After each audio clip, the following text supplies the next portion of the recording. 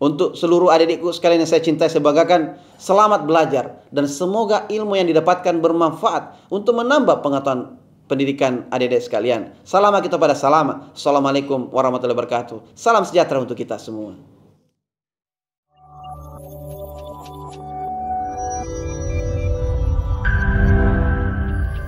Bismillahirrahmanirrahim. Assalamualaikum warahmatullahi wabarakatuh. Perkenalkan, saya Musakir Damir, akan mengajar mata pelajaran Bahasa Indonesia dalam program Smart School ini. Generasi Smart School berkarakter cerdas Ki.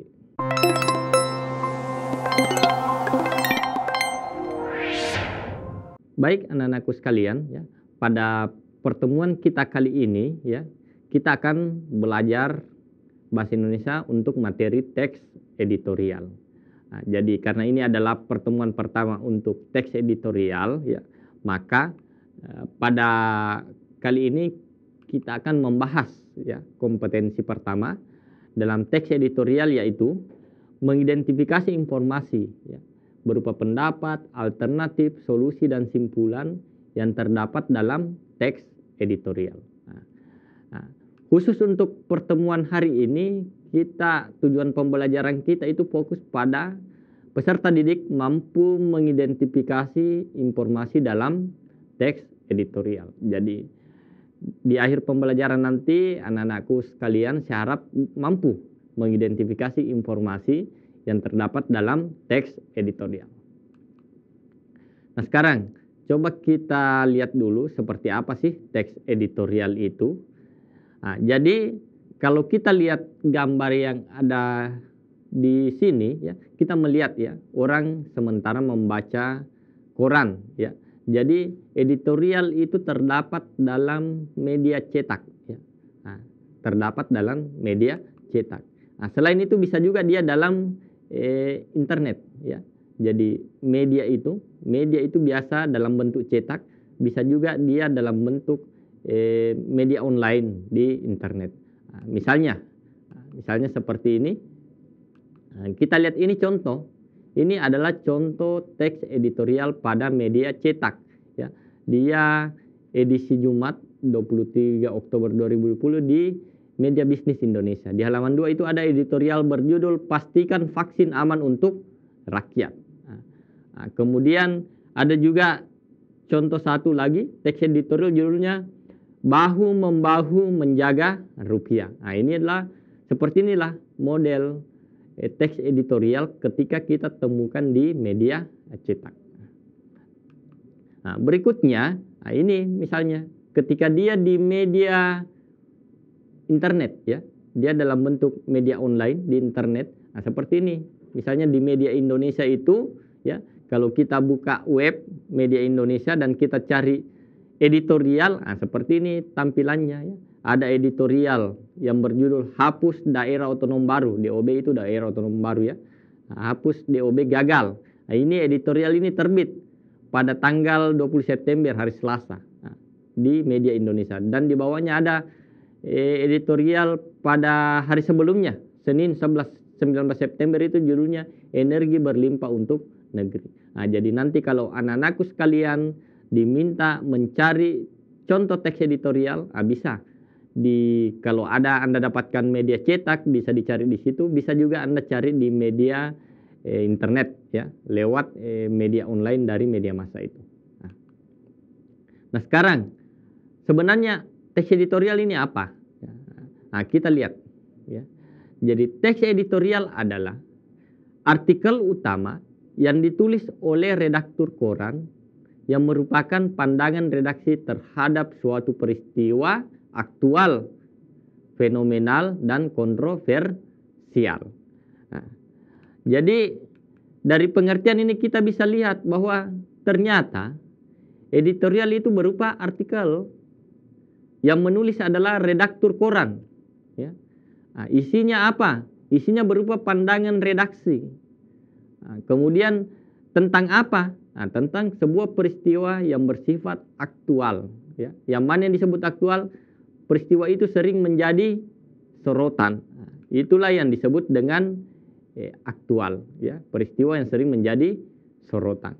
Nah, sekarang mungkin ada pertanyaan dari anak-anakku sekalian, ditulis oleh redaktur koran yang berisi pandangan redaksi. Sebenarnya redaksi itu apa? Nah, kita lihat. Jadi redaksi, ya, redaksi itu adalah badan pada media massa yang memilih dan menyusun tulisan yang akan dimasukkan ke dalam surat kabar. Nah, itulah yang disebut dengan redaksi. Jadi di media massa itu seperti misalnya di Harian Fajar, kalau kita di Indonesia itu misalnya Harian Fajar, ada Tribun Timur, ya. Kalau mungkin di media nasional, sifatnya nasional misalnya ada Kompas. Nah, itu ada yang disebut dengan redaksi yang bertugas menyusun tulisan, ya, yang telah dimuat diberitakan oleh wartawan itu disusun oleh redaksi. Nah, inilah redaksi yang bertugas juga menulis teks editorial. Nah, sekarang kita lihat teks editorial itu dia berupa artikel, ya. Jadi dia berupa artikel dalam surat kabar. Kemudian di dalamnya berisi pendapat, ya, atau pendapat redaksi, ya, atau pemimpin redaksi di sini. Kemudian ada beberapa pokok masalah. Nah, sekarang kita masuk ke tujuan teks editorial. Jadi yang pertama, tujuan teks editorial adalah mengajak pembaca ikut merenung isu aktual yang diperbincangkan. Nah, jadi salah satu tujuan teks editorial itu dia mengajak kita selaku pembaca untuk merenungi isu yang ada dalam teks editorial tersebut. Nah, misalnya yang terbaru ini, contohnya isu yang baru-baru ini itu terkait dengan kenaikan harga BBM. Itu kan menjadi isu di masyarakat, ya. Itu menjadi isu di masyarakat akhir-akhir ini. Nah, tentu, itu ketika diangkat oleh redaktur ke dalam sebuah teks editorial, kita bisa merenungi terkait dengan isu tersebut seperti apa sebenarnya. Nah, itu tujuan pertama.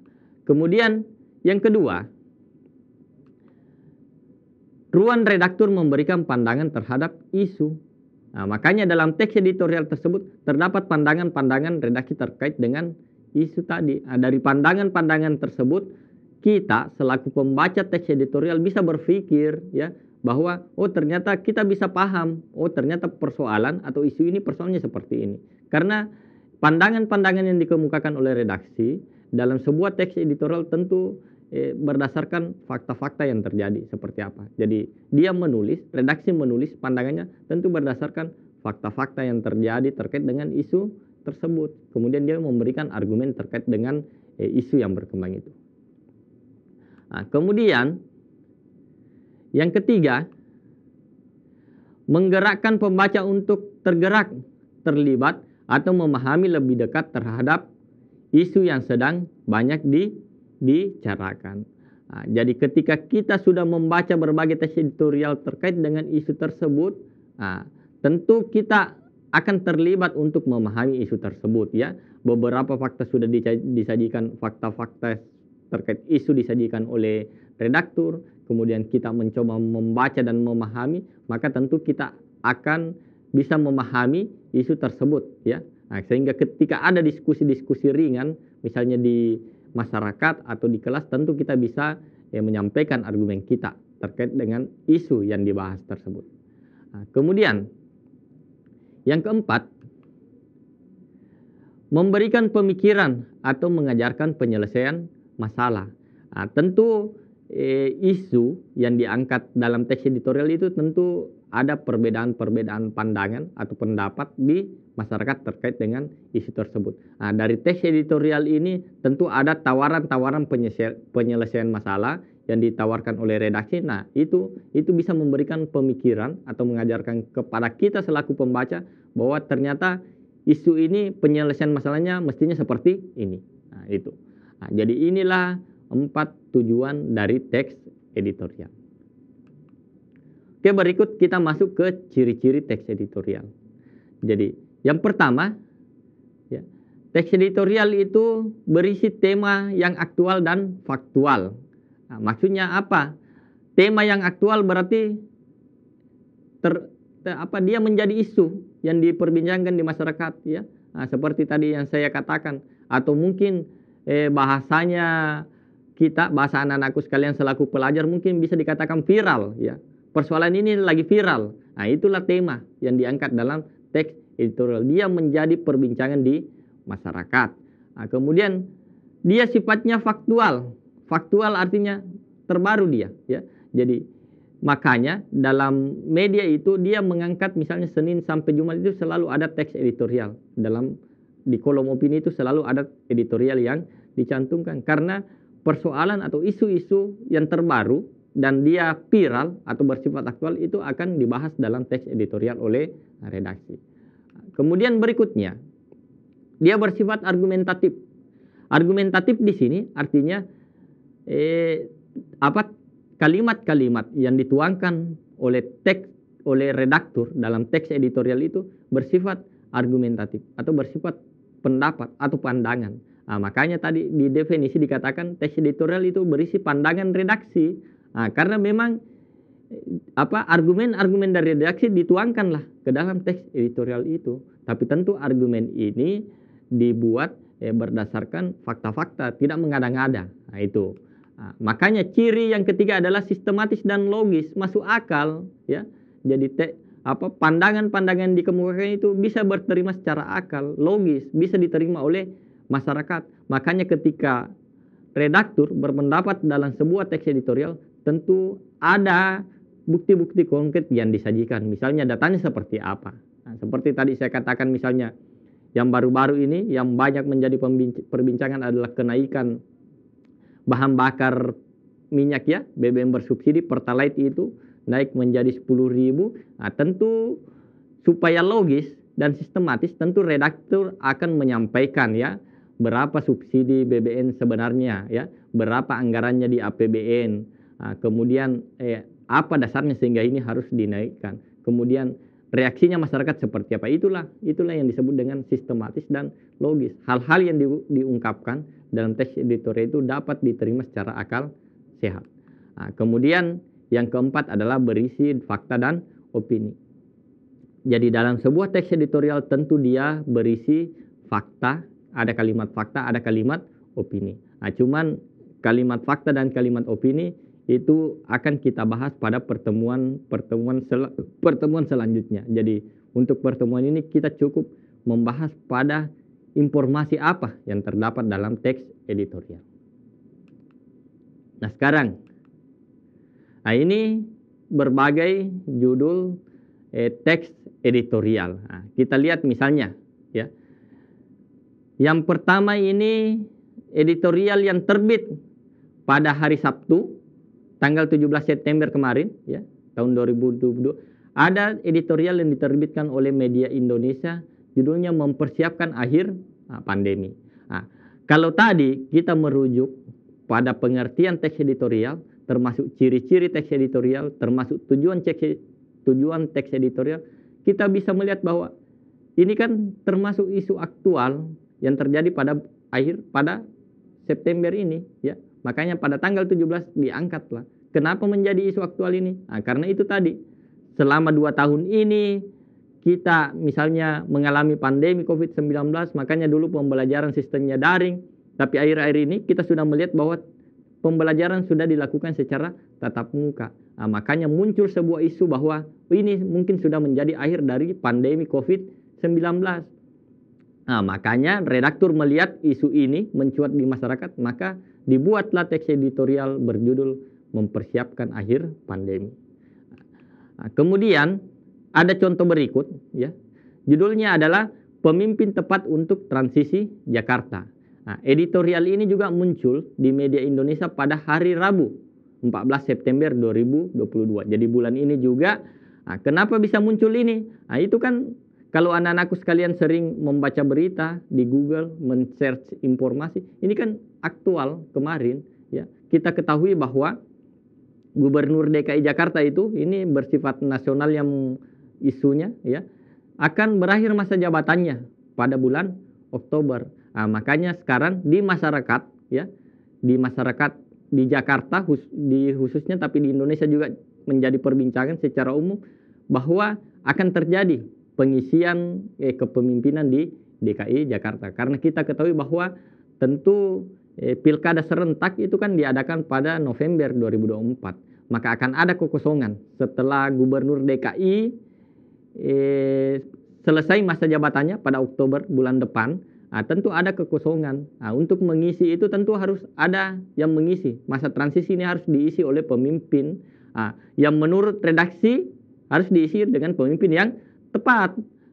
Ini isu inilah yang kemudian diangkat oleh redaktur untuk menuliskan teks editorial yang berjudul Pemimpin Tepat untuk Transisi Jakarta. Tentu dalam teks editorial ini akan disampaikan terkait kriteria pemimpin yang diharapkan masyarakat seperti apa, pemimpin yang dapat menyelesaikan persoalan-persoalan di Jakarta itu sebenarnya seperti apa, itu akan diuraikan. Jadi kalau anak-anakku mau membaca contoh-contoh ini bisa dibuka ya di media Indonesia, di internet, di media Indonesia bisa dibuka, diketik judulnya, ini muncul ini terkait editorial ini. Contoh berikutnya adalah ada juga editorial yang terbit pada hari Selasa tanggal 13 September 2022. Judulnya Mereformasi Imigrasi. Nah, sekarang isunya apa sebenarnya di sini? Kita lihat ya, ini isunya kemarin, isu ini kan muncul setelah Presiden Jokowi menyampaikan pidato terkait dengan ini, pelayanan di imigrasi yang dikatakan mempersulit pelayanan ya, sifatnya mempersulit. Pengusaha yang mau mengurus misalnya visa itu merasa sulit dan lain-lain, sehingga muncul pernyataan dari Presiden bahwa ini harus direformasi di imigrasi. Kalau perlu diganti dari dirjen sampai ke bawah. Ini kan menjadi perbincangan di masyarakat. Makanya dikatakan sifatnya aktual. Maka melihat isu ini menjadi perbincangan di masyarakat, redaktur itu merasa perlu menjelaskan persoalan ini melalui teks editorial yang berjudul Mereformasi Imigrasi. Dan kita lihat pandangan redaksi dalam editorialnya ini cenderung mendukung ya, mendukung langkah Presiden yang menginginkan ada reformasi di imigrasi itu ketika pelayanannya memang tidak berpihak kepada masyarakat. Berikutnya, contoh keempat, ini contoh terakhir, terkait dengan tunggakan reformasi birokrasi. Ini terbit pada hari Jumat, tanggal 9 September 2022. Nah sekarang, kenapa teks ini bisa terbit? Ya, bisa terbit, bisa dimunculkan dalam editorial. Ini isunya yang berkembang di masyarakat itu kan pada saat pelantikan Menpan RB ya, Menteri Pendaya-gunaan Aparatur Negara ya, itu dilantik Aswar Anas. Ini muncul di sini isu ini setelah pelantikan. Ini menjadi perbincangan di tengah masyarakat. Dia menjadi aktual, menjadi perbincangan di tengah masyarakat terkait upaya-upaya apa kira-kira yang akan dilakukan oleh Menpan RB yang baru untuk melakukan reformasi birokrasi di Kemenpan RB itu. Makanya muncullah teks editorial yang berjudul Tunggakan Reformasi Birokrasi. Inilah contoh-contoh teks editorial ya yang muncul pada bulan September ini. Dari sini kalau kita melirik ke pengertian teks, kemudian ciri-ciri teks, kita bisa melihat kan bahwa memang ternyata isu-isu yang dimunculkan dalam teks editorial itu dia selalu bersifat aktual atau menjadi pembicaraan dan juga sifatnya faktual. Itu tadi sifatnya faktual seperti tadi ini, setelah ada pelantikan, kemudian setelah Presiden melakukan pidato, muncullah isu itu. Baik anak-anakku sekarang, ya anak-anakku sekalian, sekarang kita masuk ke identifikasi informasi dalam teks editorial. Nah sekarang, informasi apa sih sebenarnya yang bisa kita identifikasi dalam teks editorial itu? Yang pertama, tentu informasi yang bisa kita dapatkan adalah terkait isunya. Isunya dulu, seperti yang saya sampaikan tadi. Isu aktual dalam teks editorial itu apa? Ya, apakah terkait kenaikan BBM? Ya, apakah terkait dengan jatuhnya pesawat atau dan lain-lain?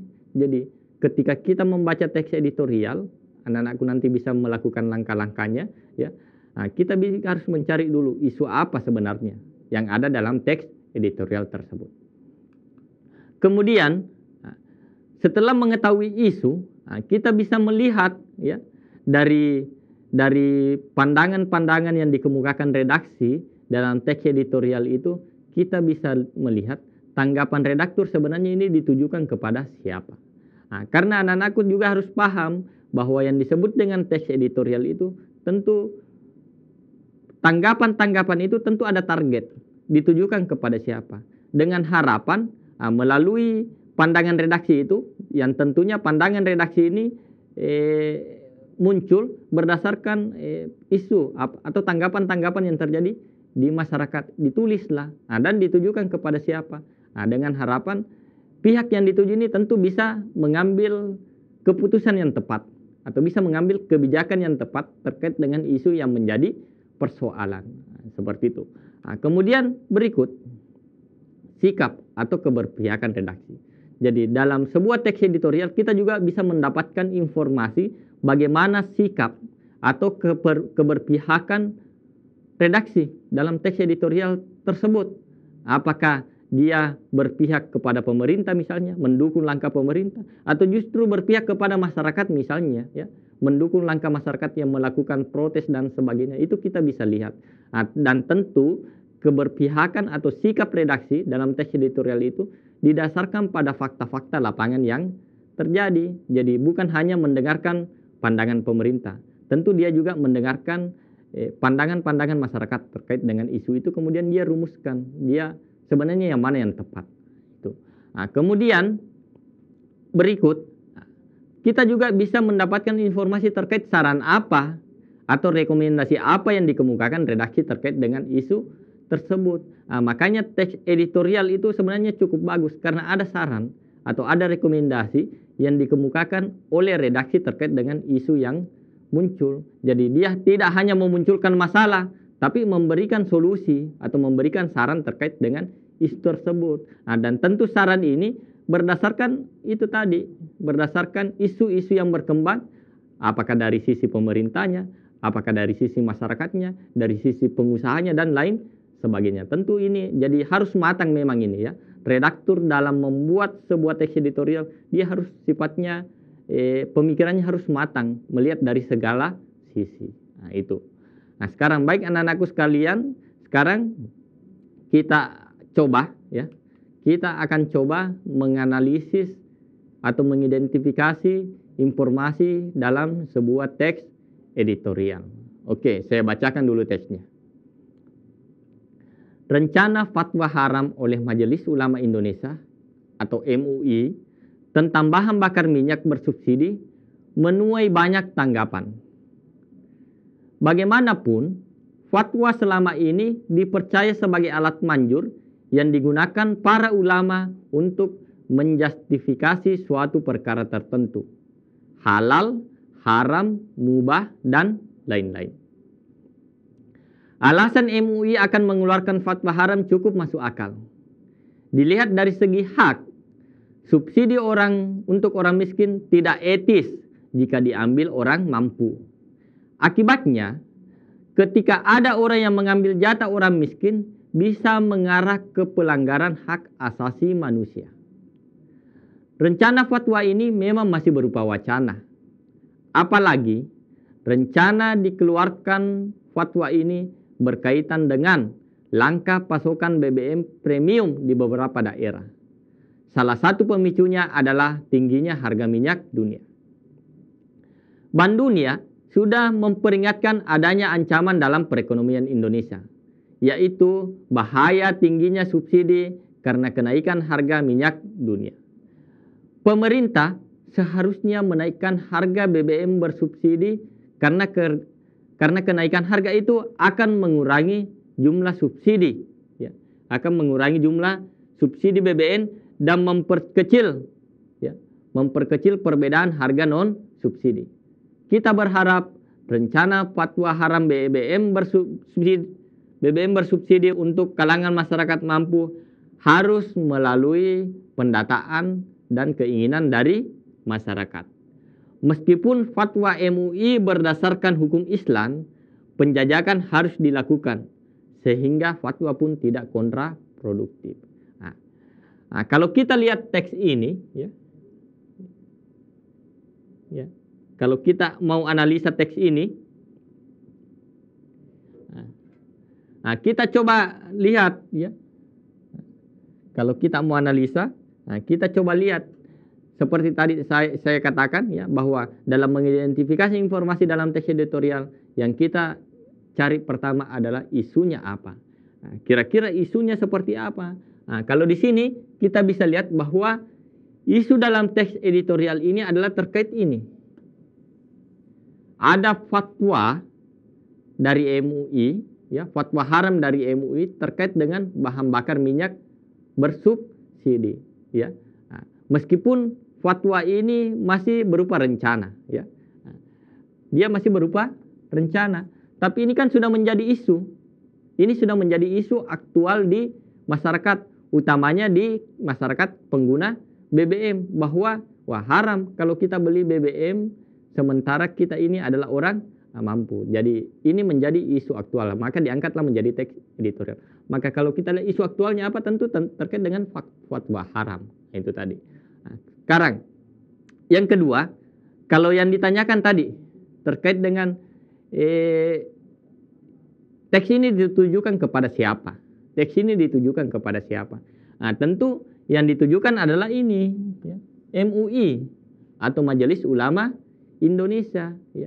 Apa ciri-cirinya bahwa ini ditujukan ke MUI? Dari pandangan-pandangan redaksi tadi, ada yang menyatakan bahwa sebaiknya dilakukan penjajakan kepada masyarakat sebelum fatwa diberlakukan supaya tidak kontraproduktif. Berarti saran, saran ini ditujukan kepada Majelis Ulama Indonesia atau MUI.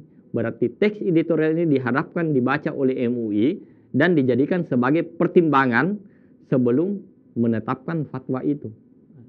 Nah, kemudian ada tadi informasi ketiga yang bisa kita temukan adalah kira-kira keberpihakan redaksi seperti apa.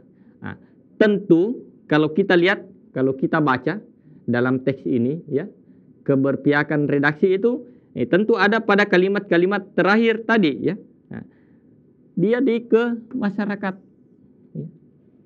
berpihak ke masyarakat. Apa buktinya berpihak ke masyarakat?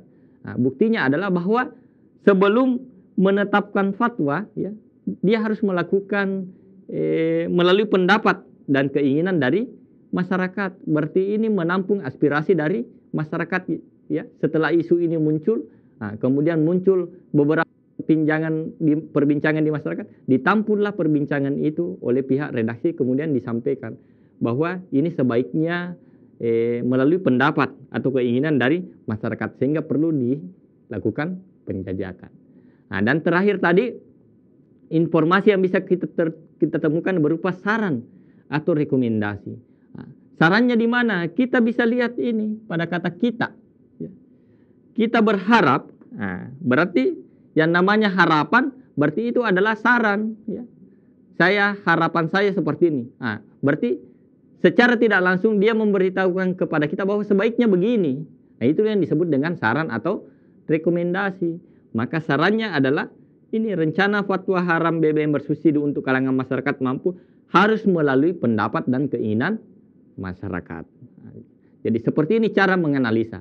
Jadi nanti anak-anakku ketika diminta mengidentifikasi informasi dalam sebuah teks editorial, ini yang bisa anak-anakku lakukan, mencari isu aktualnya, kemudian mencari informasi ini ditujukan kepada siapa, kemudian keberpihakan redaksi seperti apa, kemudian saran atau rekomendasi redaksi seperti apa. Itulah informasi yang bisa kita dapatkan dalam teks editorial. Baik, kita lanjutkan.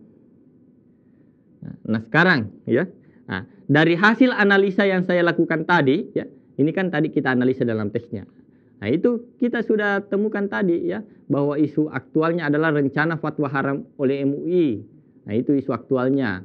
Nah, kemudian pihak yang dituju adalah Majelis Ulama Indonesia, atau MUI.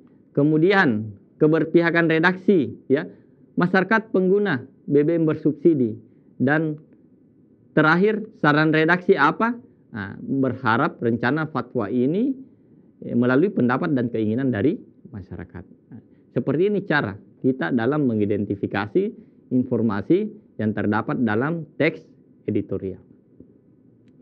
Baik anak-anakku sekalian, untuk menguji pemahaman Anda apakah mampu menyerap ilmu yang saya sampaikan pada pertemuan kali ini, kita coba dengan berlatih mengerjakan soal. Jadi nanti anak-anakku bisa menjawab lewat chat, ya, bisa juga angkat tangan, raise hand, ya. Jadi kalau mau dijawab lewat chat boleh, raise hand boleh, cukup dijawab A, B, C, D atau E, ya. Karena ini soal pilihan ganda, ya cukup dijawab A, B, C, D, E. Tapi kalau anak-anakku juga mau menjelaskan, bisa angkat tangan dijelaskan kenapa dia mesti itu jawabannya, ya. Kita sesuaikan saja dengan waktu. Kita mulai dari soal pertama. Silahkan dibaca, ya. Silahkan dibaca dan sambil saya bacakan juga supaya jelas, ya. Cermati teks editorial berikut. Apa yang diharapkan warga dari sebuah sistem pendidikan? Karena bagi orang awam sekalipun pasti tahu bahwa yang dibutuhkan adalah setidaknya kurikulum yang baik, pengajar yang enak, fasilitas memadai, dan biaya murah jika bisa. Lalu selebihnya mungkin adalah lingkungan yang kondusif, daya saing yang tinggi, serta segala aspek lain yang ada di luar ruang sekolah. Pertanyaannya, isu yang disorot dalam teks editorial tersebut adalah A. Apakah isunya tentang sistem pendidikan? B. Apakah yang disorot biaya pendidikan? C. Apakah mutu pendidikan? D. Apakah fungsi pendidikan? Dan E. Apakah masalah pendidikan? Coba kita analisa, kira-kira yang mana yang tepat. Yang ditanyakan adalah,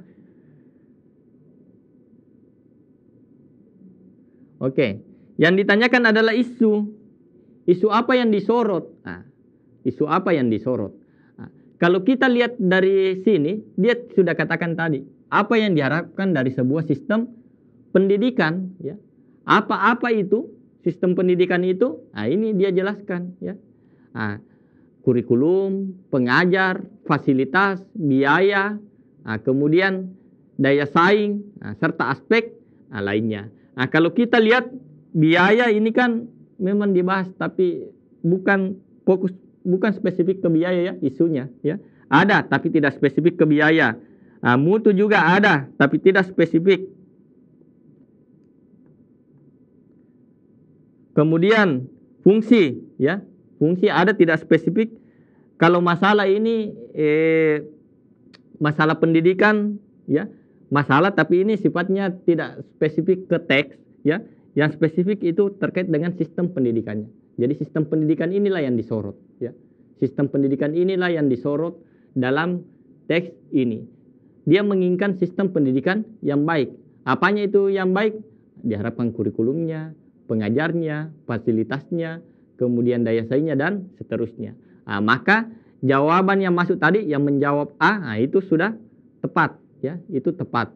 Jawaban dari soal ini adalah opsi A, sistem pendidikan yang baik. Oke, sekarang kita lanjut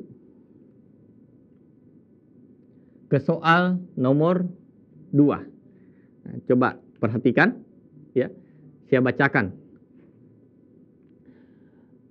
Bank Dunia mengingatkan beban berat yang ditanggung anggaran pendapatan dan belanja negara terkait subsidi bahan bakar minyak. Peringatan itu bukanlah yang pertama. Bahkan bukan sekadar peringatan, juga disertai saran dan jalan keluar. Sejak awal, pemerintah telah menugaskan kalangan perguruan tinggi untuk melakukan kajian yang akan dipakai sebagai dasar penetapan kebijakan pengelolaan BBM bersubsidi. Beberapa opsi telah dihasilkan, seperti menaikkan harga dan membatasi pemakaian. Jika pemerintah mengambil opsi menaikkan harga BBM bersubsidi secara terukur, disertai kompensasi bagi masyarakat miskin, mungkin lebih bisa diterima masyarakat. Apalagi jika penghematan anggaran subsidi itu benar-benar untuk alokasi peningkatan anggaran belanja pembangunan infrastruktur. Sekarang pertanyaannya, nah ini menanyakan terkait dengan informasi kedua tadi ya, terkait permasalahan dalam tajuk tersebut ditujukan kepada siapa?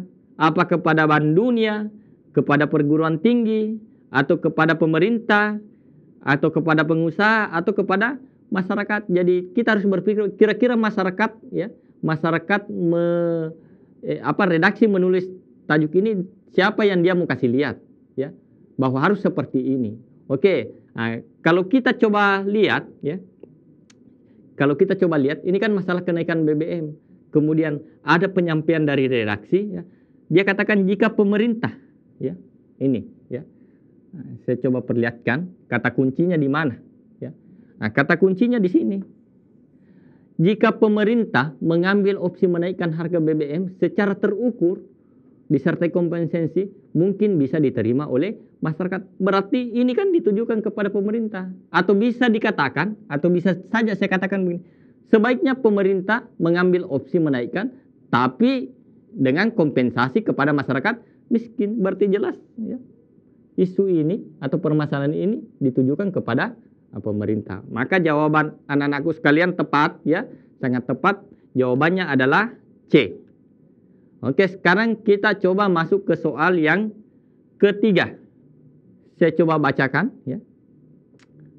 Pengguna jasa penerbangan tentu berharap semua maskapai mencapai standar keselamatan excellent. Ya, excellent itu terbaik ya dalam bahasa Inggris. Berbeda dengan bus kota yang boleh mogok di tengah jalan. Bagi transportasi udara, kerusakan mesin dan kekacauan sistem pasca lepas landas adalah dosa terbesar. Maskapai penerbangan tidak boleh terjebak dalam perang tarif. Liberalisasi dalam pasar bebas tidak berarti kebebasan dalam mematikan pesaing dalam menerapkan tarif serendah-rendahnya. Karena kalau ini yang terjadi, tetapi standar keselamatan dikorbankan, maskapai penerbangan sejatinya telah mematikan pengguna jasa dalam arti harfiah. Itu jelas sebuah kejahatan kemanusiaan. Sungguh menyeramkan jika sejatinya itu yang harus berlangsung selama ini. Nah, sekarang pertanyaannya apa? Ya. Pertanyaannya adalah keberpihakan penulis. Kira-kira penulis dalam teks ini berpihak kepada siapa? Atau siapa yang dibela? Atau bisa saya katakan siapa yang dibela sebenarnya oleh redaktur ya dalam tajuk di sini ya. Nah, siapa yang dia ingin tolong, bisa dikatakan begitu. Itu keberpihakan penulis. Apakah A, maskapai penerbangan yang dibela, atau B, pengusaha penerbangan, atau C, pengguna jasa penerbangan. Pengguna jasa penerbangan berarti penumpang ya. D, pemerintah, atau E, justru pengelola penerbangan. Nah, siapa kira-kira yang keberpihakan penulis ini kepada siapa? Nah, kita lihat kan jelas-jelas dalam teks tadi ya, penulis editorial menyatakan keselamatan ya. Nah, keselamatan yang terbaik. Siapa yang harus selamat? Nah, tentu penumpang ya. Jadi penumpang yang harus selamat. Tidak boleh misalnya perang tarif, harga tiket diturunkan, tapi mengabaikan keselamatan ya, pesawat tidak diperbaiki, mesinnya tidak bagus. Nah, ini yang bahaya. Nah, berbeda dengan transportasi darat. Kalau mogok di jalan mungkin tidak jadi persoalan, tapi kalau pesawat itu tidak boleh ya. Tidak boleh ada istilah mogok ketika terbang. Nah, itu tidak bisa. Nah, makanya kita bisa melihat bahwa penulis ya, bahwa penulis dalam teks editorial ini tentu berpihak kepada pengguna jasa penerbangan, atau dalam hal ini bisa dikatakan sebagai penumpang. Nah, sekarang kita masuk ke soal terakhir. Soal nomor 4. Untuk soal nomor 4 ya. Nah, soalnya sama ya. Soalnya sama, tesnya sama. Masih terkait dengan itu tadi. Pengguna jasa penerbangan. Nah, cuma pertanyaannya terkait saran. Saran redaksi dalam kutipan tajuk rencana tersebut adalah kira-kira saran redaksinya apa? Nah, A, maskapai penerbangan harus memiliki standar keselamatan dan tidak boleh terjebak dalam perang tarif. Nah, coba cermati itu. B, transportasi udara yang mengalami kerusakan mesin merupakan bencana dan dosa terbesar. Nah, coba pikirkan kira-kira itu saran atau bukan. C. Maskapai penerbangan tidak boleh melakukan liberalisasi dalam pasar bebas. Nah, kira-kira itu saran atau bukan, dan apakah mengenal dengan teks. D. Jika standar keselamatan dikorbankan, sejatinya telah menerapkan tarif serendah-rendahnya. Dan jawaban E. Selama ini maskapai penerbangan terus-menerus menyeramkan bagi pengguna jasa. Nah, dari pilihan A, B, C, D, E ini, kira-kira saran redaksi yang sesuai dengan isi tajuk itu yang mana yang tepat? Kalau kita lihat di sini, tadi kan jelas dia katakan ya.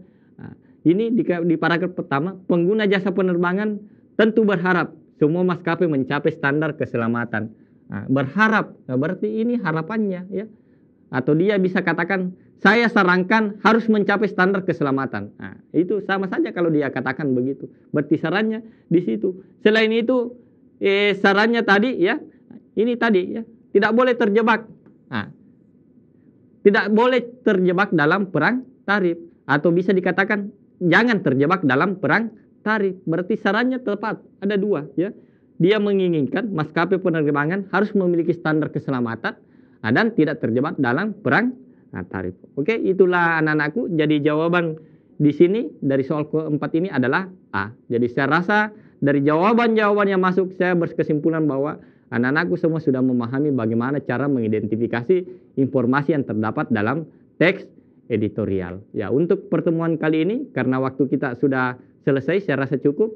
Saya akhiri, wabillahi taufiq wal hidayah. Assalamualaikum warahmatullahi wabarakatuh.